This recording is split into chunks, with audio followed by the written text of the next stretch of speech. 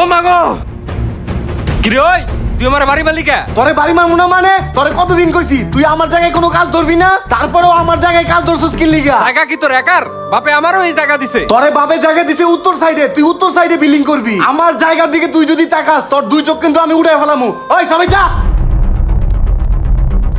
তুই অনেক বাড়াবাড়ি করলি না, তোরে আমি দেখালমু।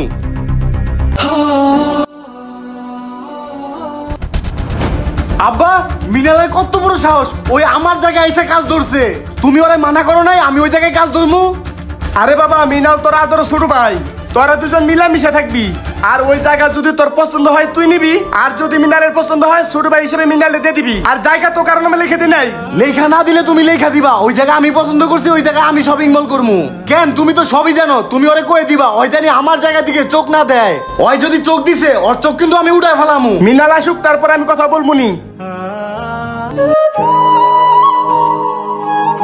দাদা বড় ভাই কিন্তু আব্বার থেকে সব জায়গায় আর পছন্দ মতো নিছে। আমি এক জায়গা পছন্দ করে নিছি, এই জায়গায় গিয়ে আজকে কাঁচা বাধা দিছে। আমি এত কিছু বুঝি না, আব্বারে কইবা ওই জায়গা যেন আমার নামে কাগজপাতি কইরা দেয়, নাইলে কিন্তু পরে বড় ভাইয়ের মাথা মুথা গালা ফেলাম। দাদা তোরা আর ঝামেলা করিস না, এমনিতে আমার বয়স হয়ে গেছে, বেশি দিন বাঁচুম না। আচ্ছা যা, তোর বাপ আইলে আমি বলুম নি, তোকে দুই বাইরে জানি জমি সমান ভাবে ভাগ করে দেয়। আব্বারে যা বুঝানির বুঝাইও, ওই জমি আমার লাগবো মানে লাগবোই। অনে আমি 14 তলা ফাউন্ডেশন দিয়ে বিল্ডিং বানাবো, ঠিক আছে? হইলো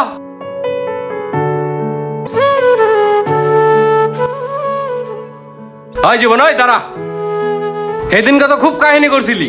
আর কি কইছিলি ওই জমি আমারে দিবি না? আমি বাপরে কইছি দাদারে কইছি ওই জমি আমারে দিব। ওই জমির দিকে যদি তুই তাকাস তোর চোখ ধরে কিন্তু আমি তুলালাম।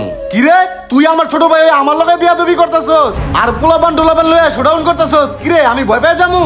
তুই আমার চোখ উড়াবি, আমি কিন্তু তোর চোখ উড়াই ফেলামু। কি রে তুই বড় ভাই দেখে তোর অনেক সম্মান দিছি, বুঝছস? তোর আর কোনো সম্মান নাই। ওই আরে পিটা। আহ ওমা আহ উ আহ।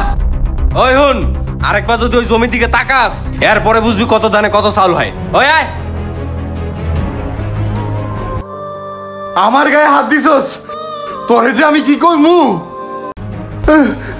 ওই মামা আমার ভাই আমার গায়ে হাত দিছে, কুত্তার বাচ্চার চোখ আইসকে উড়াই ফেলামু। কি ওর এত বড় সাহস, ও তোর গায়ে হাত দিছে? ল চল।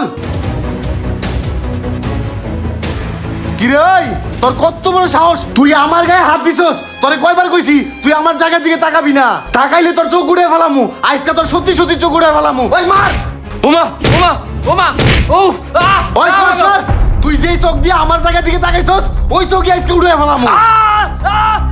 এ কে কই আছস? তাড়াতাড়ি আয়, আমার চোখ উড়ে লাইছে।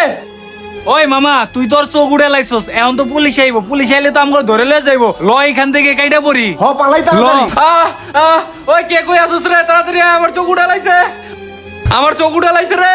ওই কে কই আছস? তাড়াতাড়ি আয়। আমার হায় হায় আমার পুলার চোখ উড়ে আলাইছে রে। তোরে কতবার কইছি জায়গা জমি ভাগ করে দে, তুই জায়গা জমি ভাগ করে দেস নাই। আমার জায়গা তো ঠিকই ভাগ করে দিছি, তুই যদি ভাগ করে দিতি তাহলে এই ঝামেলা আর হইতো না। আব্বা তুমি ঠিকই কইছো, আজকে যদি আমি পুলা জমি জমা ভাগ করে দিতাম এই দৃশ্য আমার দেখতে হইতো না। চলো আব্বা তাড়াতাড়ি মেডিকেলে নিয়ে যাই।